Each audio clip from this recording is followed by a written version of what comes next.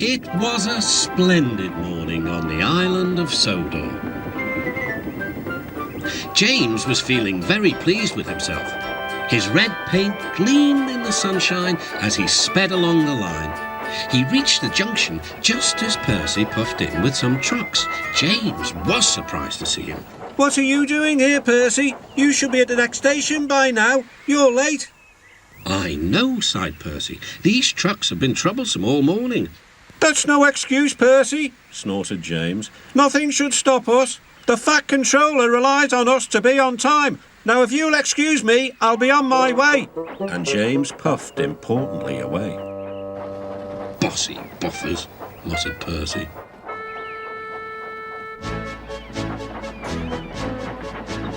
James arrived at the harbour. It was market day. The harbour yard was filled with the sweet smell of fruit from faraway lands. The fruit was delivered in big ships. James watched as strawberries, oranges, melons and bananas were carefully loaded into his trucks. Then he set off for the station on the main line.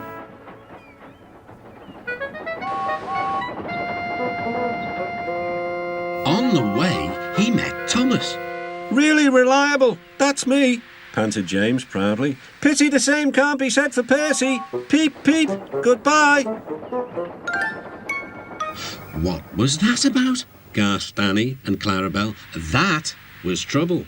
Trouble for James. Just wait and see. Percy was back in the yard and busy shunting. He had the trucks in good order and was making up for lost time. But the station master had bad news.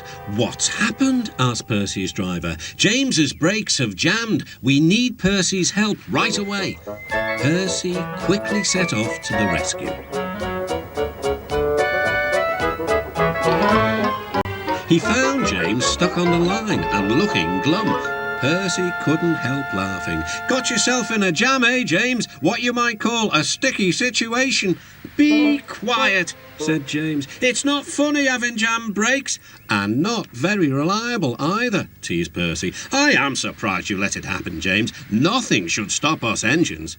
That's enough, Percy, said his driver. Can you push these trucks? Of course I can, whistled Percy. There's no time to lose. James has done too much of that already. James angrily hissed steam as Percy was coupled to the trucks. Off we go, said Percy.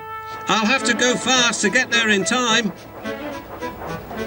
These big engines are so unreliable. Be careful, Percy, called his driver, but Percy was in a hurry.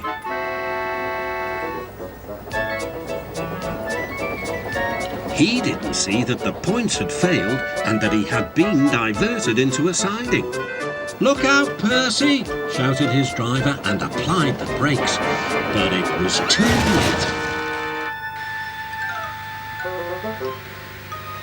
The driver and the fireman had jumped clear, but squashed fruit squirted all over Percy.